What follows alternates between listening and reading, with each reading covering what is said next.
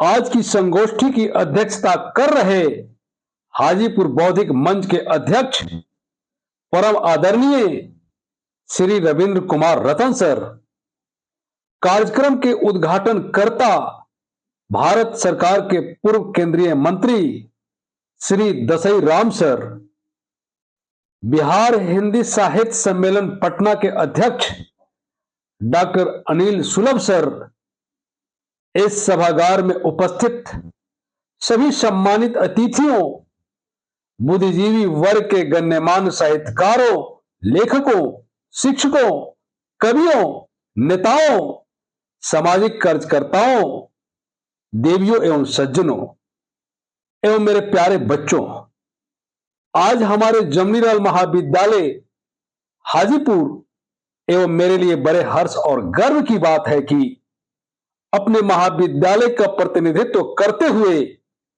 मुझे एक सम्मानित वक्ता के रूप में आमंत्रित किया गया है।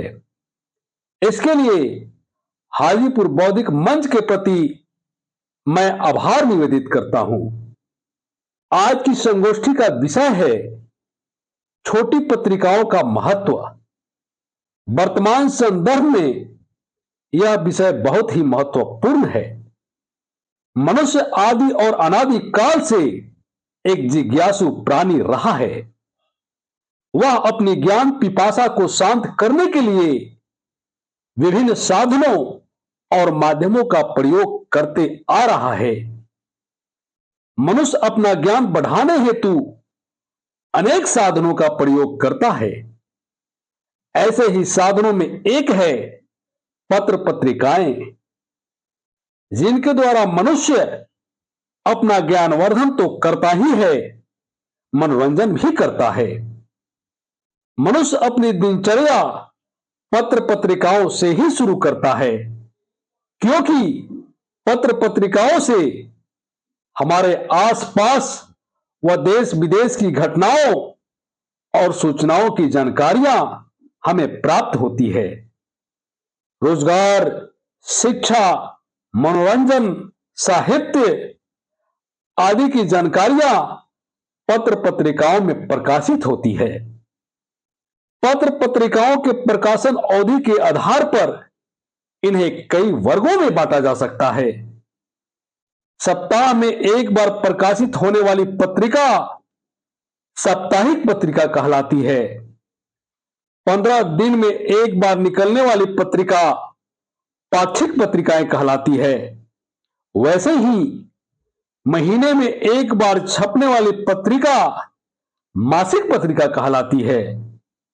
इसके अलावा कुछ पत्रिकाएं अर्धवार्षिक होती है और कुछ वार्षिक भी। ये पत्रिकाएं लघु पत्रिका भी हो सकती है और बड़ी पत्रिका भी। जब हम लघु पत्रिकाओं के महत्व की बात करते हैं तो सबसे पहले इस सच से इनकार नहीं किया जा सकता कि छोटी पत्रिकाएं ही साहित्य की नर्सरी होती है, जहां नए विचार और नई कलमें जन्म लेती है। मुख्य धारा की चकाचौंध से दूर छोटी पत्रिकाएं असली साहित्यिक सरोकारों की पहचान कराती है। लघु पत्रिकाएं समाज का वह दर्पण है जिसमें आम जन की पीड़ा, प्रश्न और सपने दिखाई देते हैं। जहां बड़े बड़े अखबार सत्ता और बाजार की ओर झुकते हैं, वहां छोटी पत्रिकाएं सच बोलने का साहस करती है। छोटी पत्रिकाएं साहित्य का लोकतंत्र है, जहां हर नए लेखक को मंच मिलता है। लघु पत्रिकाएं विचारों की प्रयोगशाला है, जहां से साहित्य और समाज में परिवर्तन की शुरुआत होती है। छोटी पत्रिकाएं केवल पन्ने नहीं बल्कि संवेदनाएं हैं और संघर्षों की जीवित दस्तावेज होती है। एक कवि ने कहा है, ना दौलत की माया है, न विज्ञापन का सहारा है, सच्चे मन की आवाज साहित्य और समाज के विकास में छोटी पत्रिकाओं की भूमिका अत्यंत महत्वपूर्ण रही है। यद्यपि इन पत्रिकाओं का स्वरूप सीमित होता है, संसाधन भी बड़े प्रकाशनों की तरह प्रचुर नहीं होते, फिर भी साहित्य की असली धारा और नई नई विचारधारा का प्रवाह प्रायः इन ही पत्रिकाओं से प्रारंभ होता है। छोटी पत्रिकाएं साहित्यकारों, विचारकों और पाठकों के बीच सेतु का कार्य करती है तथा नई प्रतिभाओं को उभरने का अवसर भी देती है। नई रचनात्मकता, प्रयोगशीलता और मौलिक अभिव्यक्ति को छोटी पत्रिकाएं खुले दिल से स्वीकार करती है।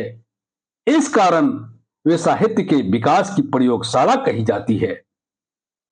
साहित्य में नई प्रतिभा का प्रवेश प्रायः छोटी पत्रिकाओं के माध्यम से ही होता है। नामचीन पत्रिकाएं प्रायः स्थापित लेखकों की रचनाओं को ही प्राथमिकता देती है, जबकि छोटी पत्रिकाएं नवोदित लेखकों को प्रोत्साहन देती है। यही कारण है कि हिंदी साहित्य के अनेक बड़े रचनाकारों ने अपनी यात्रा की शुरुआत छोटी पत्रिकाओं से की। छोटी पत्रिकाएं केवल साहित्यिक रचनाएं प्रकाशित करने तक सीमित नहीं रहती, बल्कि सामाजिक, राजनीतिक और सांस्कृतिक मुद्दों पर भी गंभीर विचार विमर्श प्रस्तुत करती है। वे प्रचलित व्यवस्था पर प्रश्न उठाती है, असमानता, शोषण और अन्याय के खिलाफ आवाज बुलंद करती है। इस प्रकार वे समाज में जागरूकता और परिवर्तन का माध्यम बनती है। लघु पत्रिकाओं में जहां एक ओर लोक साहित्य, संस्कृति और परंपरा को स्थान मिलता है, वहीं दूसरी ओर आधुनिक विचारधारा, नई कविता, नाटक और आलोचना को ही अभिव्यक्ति मिलती है। इस प्रकार वे अतीत और वर्तमान के बीच संवाद का कार्य करती है।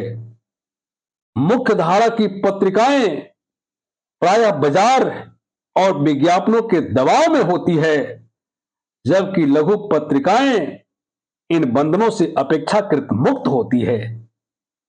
वे साहसपूर्वक वैकल्पिक दृष्टिकोण प्रस्तुत करती है और प्रचलित मान्यताओं को चुनौती देती है। यही स्वतंत्रता उन्हें विशिष्ट बनाती है।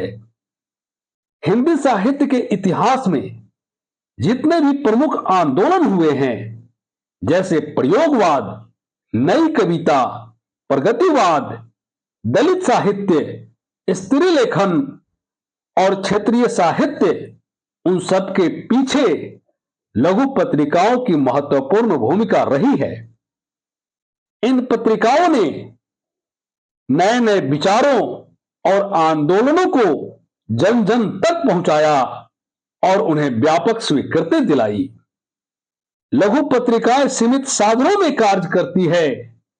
आर्थिक कठिनाइयां, विज्ञापन का अभाव और वितरण की समस्या उनके सामने बड़ी चुनौतियां हैं।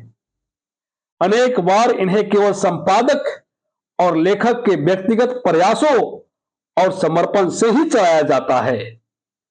फिर भी उनकी प्रतिबद्धता और जिजीविषा उन्हें जीवित रखती है। डिजिटल युग में भले ही वेब पत्रिकाओं और सोशल मीडिया का विस्तार हुआ हो, लेकिन छोटी मुद्रित पत्रिकाओं का महत्व कम नहीं हुआ है। आज भी वे गहन और गंभीर लेखन का मंच बनी हुई है। डिजिटल स्वरूप में भी अनेक छोटी पत्रिकाएं निकल रही है, जो नए लेखकों को अभिव्यक्ति दे रही है। अतः लघु पत्रिकाएं साहित्य की धड़कन है। वे न केवल नई प्रतिभाओं को अवसर देती है, बल्कि समाज के विविध प्रश्नों पर भी संवाद स्थापित करती है। उनका महत्व केवल साहित्यिक ही नहीं, बल्कि सामाजिक और सांस्कृतिक भी है। आर्थिक संकट और संघर्षों के बावजूद छोटी पत्रिकाएं निरंतर साहित्य की नई धारा को जन्म देती रही है और भविष्य में भी देती रहेगी। छोटी पत्रिकाएं साहित्य और समाज की सच्ची प्रहरी है। यह उनका सबसे बड़ा योगदान है। अंत में मेरी यही शुभकामनाएं हैं कि लघु पत्रिकाएं पल्वित और पुष्पित होती रहे और जन जन की समस्याओं की आवाज बने और नए लेखकों के लिए नया मंच प्रदान करे। इसके साथ ही मैं अपनी वाणी को विराम देता हूं। जय हिंद, जय भारत।